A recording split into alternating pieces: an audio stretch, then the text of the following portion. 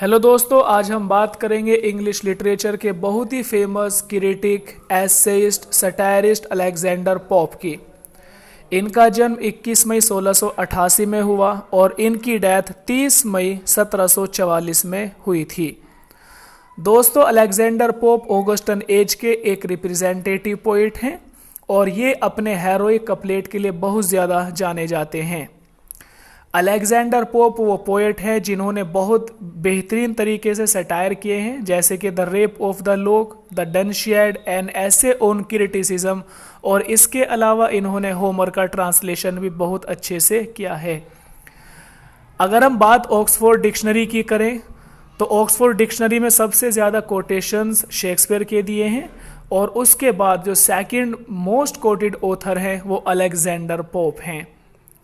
इनकी लाइफ की बात करते हैं। अलेक्जेंडर पोप 21 मई 1688 में इंग्लैंड में इनका जन्म हुआ था और अगर आपको याद हो 1688 में इंग्लैंड में एक ग्रेट रिवॉल्यूशन हुआ था जिसको हम ग्लोरियस रिवॉल्यूशन भी कहते हैं। 1688 में ग्लोरियस रिवॉल्यूशन के समय पर ही अलेक्जेंडर पोप का जन्म हुआ था। इनके फादर एक कपड़े के ताजिर थे और इनकी मदर एक बहुत अच्छी फैमिली से ताल्लुक़ रखती थी। इनके पेरेंट्स दोनों कैथोलिक्स थे और इस तरह से अलेक्जेंडर पोप की एजुकेशन उस समय बहुत ज़्यादा अफेक्ट हो गई थी जिस समय टेस्ट एक्ट्स पारित कर दिया गया था। इस टेस्ट में और इस एक्ट के अंडर में ये कहा गया था कि कोई भी कैथोलिक्स ना तो कहीं पढ़ा सकता और ना ही किसी यूनिवर्सिटी में एजुकेशन ले सकता है, ना उसको वोट करने का अधिकार है और ना ही किसी तरीके की जो पब्लिक ऑफिसेज होते हैं उनमें वर्क करने का उसको अधिकार है। यानी अगर आप टेस्ट एक्ट्स के अंडर में आप शपथ ले लेते हैं तो वो शपथ आपकी मान्य हो जाती है, लेकिन अगर आप शपथ नहीं लेते तो आप फिर ना तो कहीं पढ़ा सकते हैं ना ही कहीं आप यूनिवर्सिटी वगैरह में एजुकेशन ले सकते हैं। और अगर आप एजुकेशन ले भी रहे हैं तो आप वहाँ से डिग्री नहीं ले सकते जब तक कि आप टेस्ट एक्ट्स को पास नहीं कर लेते। इसमें कुछ खास किस्मों की शर्तें होती थी, आपको कुछ कस्में खानी पड़ती थी, तो इस तरह का खैर वो मसला अलग है।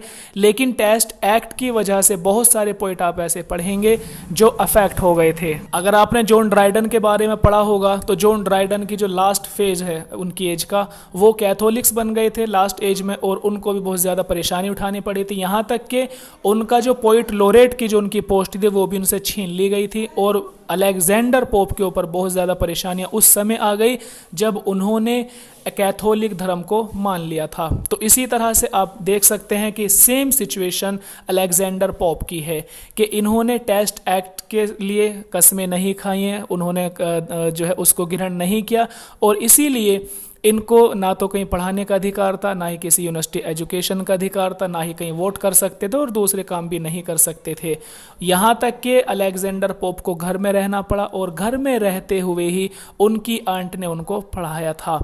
और जो छोटे मोटे कैथोलिक्स स्कूल होते हैं लंदन में, वहाँ पर अलेक्जेंडर पोप जाते हैं और वहाँ से एजुकेशन ले लेते हैं। हालांकि कैथोलिक स्कूल्स लंदन में इलीगल माने जाते थे कि आप इलीगल माने जाते थे पूरी तरीके से। क्यों?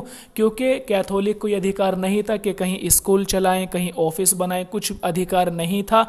बस उनको फ्री रहना था, जैसे भी रहें, जिस सिचुएशन में रहे, इससे सरकार को कोई मतलब नहीं था। लेकिन फिर भी अलेक्जेंडर पोप ने घर में रहते हुए बहुत बड़े बड़े राइटर को पढ़ा था और यही वजह है कि अलेक्जेंडर पोप ने जो क्लासिकल लिटरेचर रहा है उसमें बहुत ज़्यादा रुचि ले ली थी और उसको बहुत ज़्यादा पढ़ा था। और लास्ट एज में आके अलेक्जेंडर पोप ने होमर का ट्रांसलेशन किया। जब इनके ऊपर बहुत ज़्यादा परेशानियां आने लगी तो उस समय अलेक्जेंडर पोप की फैमिली ने 1700 में लंदन को छोड़ दिया था और ये लगभग लंदन से 16 किलोमीटर की दूरी पर जाकर एक जगह है विंडसोर फॉरेस्ट, इसके नाम से एक पोयम भी है अलेक्जेंडर पोप की। तो विंडसोर फॉरेस्ट में जाकर रहने लगे थे। क्यों? अपने धर्म की वजह से, अपने कैथोलिक रिलीजन की वजह से, जो कि लंदन से लगभग 16 किलोमीटर की दूरी पर था। यही वो जगह है जिसके ऊपर अलेक्जेंडर पोप ने बाकायदा एक पोयम लिखी है और सेम नाम भी उसका विंडसोर फॉरेस्ट है।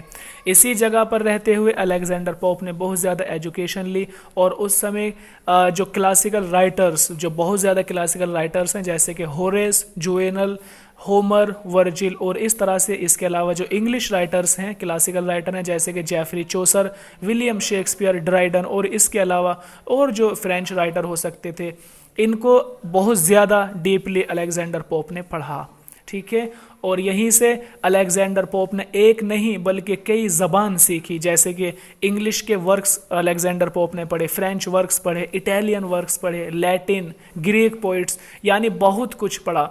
अलेक्जेंडर पोप को बहुत सारी ज़बान आती थी, इंग्लिश आती थी, फ्रेंच आती थी, इटालियन जानते थे, लैटिन जानते थे और ग्रीक जानते थे। और लगभग 5 साल तक अलेक्जेंडर पोप ने इन राइटर्स को डीपली पढ़ते रहे। इसके बाद जब अलेक्जेंडर पोप ने इनको पढ़ लिया तो उस समय जो उस लिटरेरी सोसाइटी हुआ करती थी, यानी उस समय के जो जाने माने लोग राइटर्स थे, ऑथर्स थे, जैसे कि विलियम कॉन्ग्रीव हैं, सैमुअल गर्थ हैं, विलियम ट्रम्बल हैं, इस तरह के जो लोग थे दूसरे, तो उनके साथ फिर अलेक्जेंडर पोप घुलने मिलने लगे और उनके साथ में मिलकर इन्होंने लिखना शुरू कर दिया। जब अलेक्जेंडर पोप की एज 12 साल हुई, उस समय वो एक बीमारी से जो है पीड़ित हो गए थे। बीमारी का नाम है पॉट डिसीज़, हालांकि ट्यूबरक्लोसिस की ही एक फॉर्म है, लेकिन इस बीमारी ने अलेक्जेंडर पोप को दोहरी मार दी। पहली बात तो ये है कि वो कैथोलिक थे, तो कैथोलिक होने की वजह से सोसाइटी ने उनको बाहर कर दिया था, लेकिन दूसरी बड़ी प्रॉब्लम उनके साथ में उनकी बीमारी है।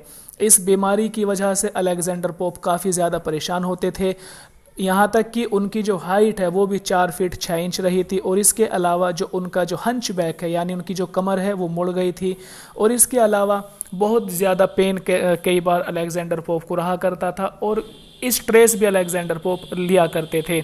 जब हम उनके वर्क्स पढ़ते हैं तो हम देखते हैं कि उनके वर्क्स में एक तरह का स्ट्रेस रहता है, यहाँ तक कि उनको अपने टाइम का सबसे ज़्यादा जो जाना माना सटायरिस्ट माना जाता है, क्योंकि बहुत ज़बरदस्त तरीके से सटायर क्या करते थे।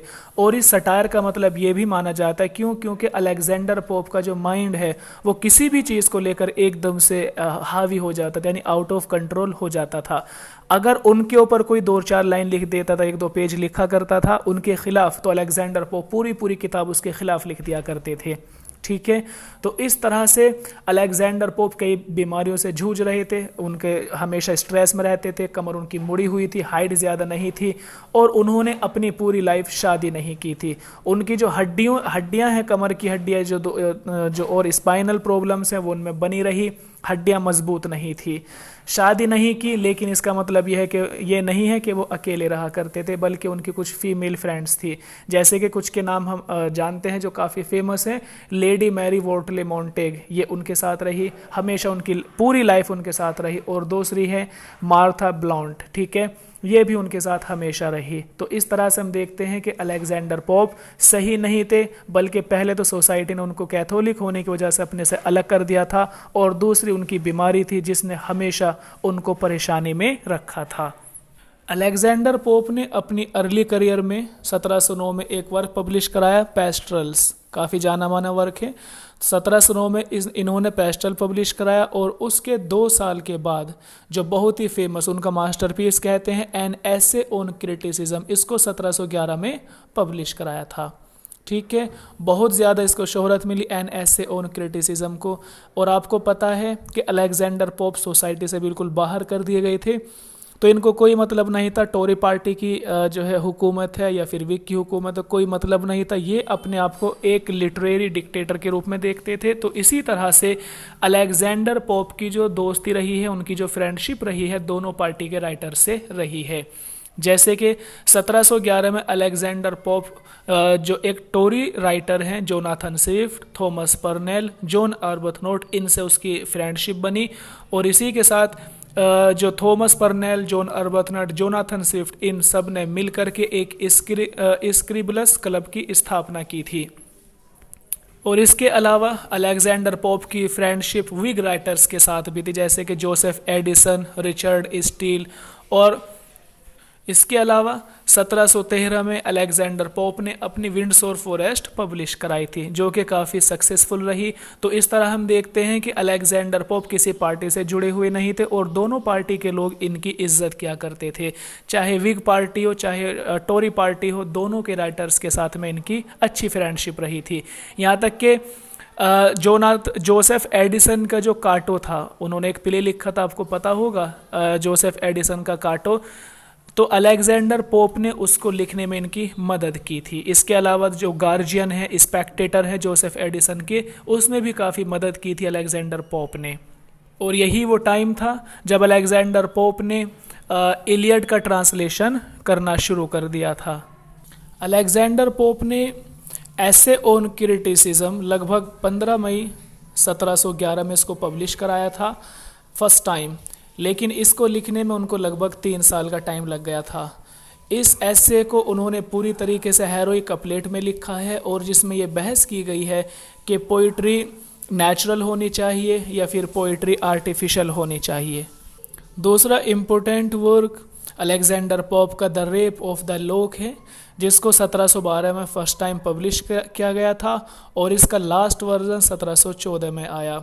ये एक मोक हेरोइक एपिक माना जाता है और ये इसमें सटायर किया गया है एराबेला फॉर्मर को, और जिसका नाम इसमें बेलिंडा, यानी पोयम में इसका नाम बेलिंडा है और इसका रियल नेम है एराबेला फॉर्मर।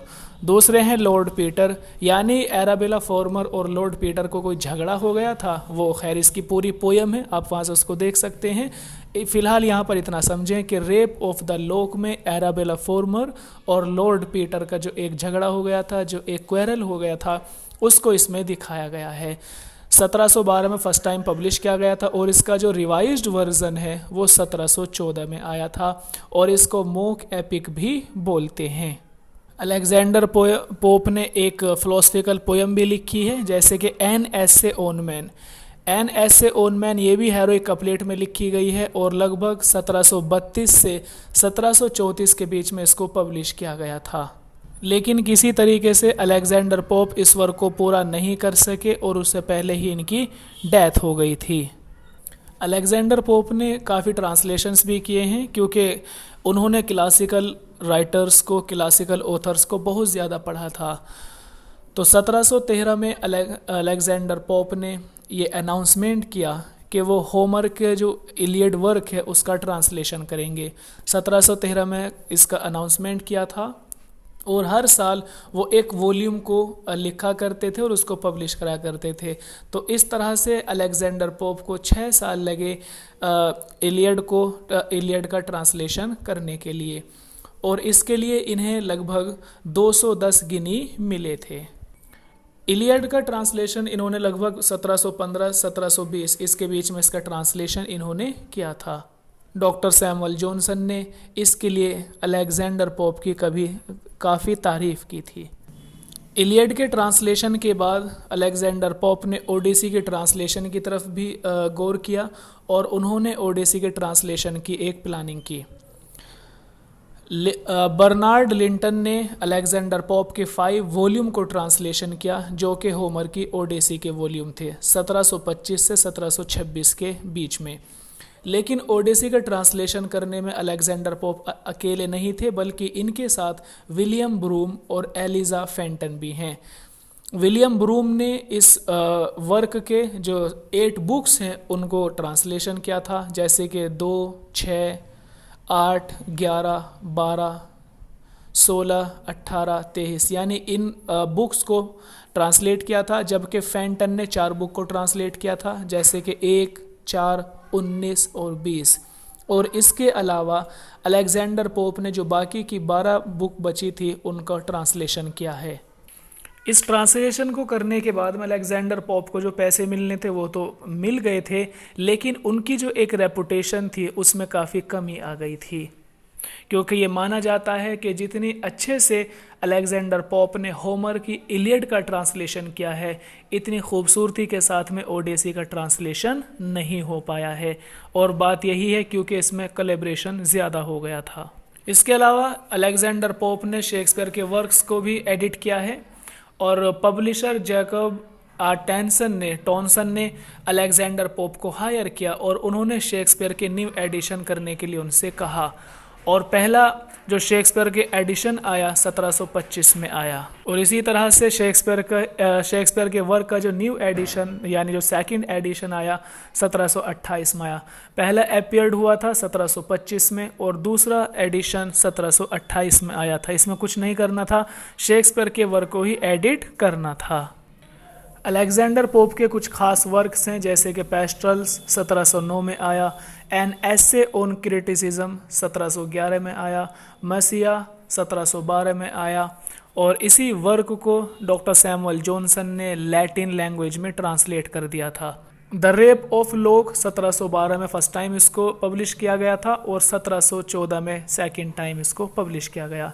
ठीक है, 1713 में विंडसोर फॉरेस्ट वर्क आया और फिर द टेम्पल ऑफ फेम 1715 में आया था। इलियड का ट्रांसलेशन 1715 से 1720 के बीच में किया गया और फिर 3 आवर्स आफ्टर मैरिज, हालांकि इसमें कोलैबोरेशन भी रहा है, दूसरे लोगों ने भी इसको मिलकर लिखा था, ये 1717 में आया। ऐसे ही elegy to the memory of an unfortunate lady 1717 में आया था। और फिर शेक्सपियर के जो वर्क हैं उनके जो 6 वॉल्यूम अलेक्जेंडर पोप ने पब्लिश किए थे 1723 से 1725 के बीच में आए थे। फिर इसके अलावा ओडिसी का ट्रांसलेशन हुआ 1725 से 1726 के बीच में हुआ और बहुत ही फेमस जो इनका वर्क है द डनशियड 1728 में आया और एसे ऑन मैन 1733 से 1734 के बीच में आया था। ओड ऑन सोलिट्यूड 1700 में आया। तो इस तरह हम देखते हैं कि अलेक्जेंडर पोप की बायोग्राफी बहुत ही ज़्यादा इम्पोर्टेंट हो जाती है। तो हमने कोशिश की है जितना हो सका हमने इसमें कवर किया है। तो दोस्तों आज के लिए इतना काफ़ी है। सुनने के लिए धन्यवाद। आपका दिन शुभ हो।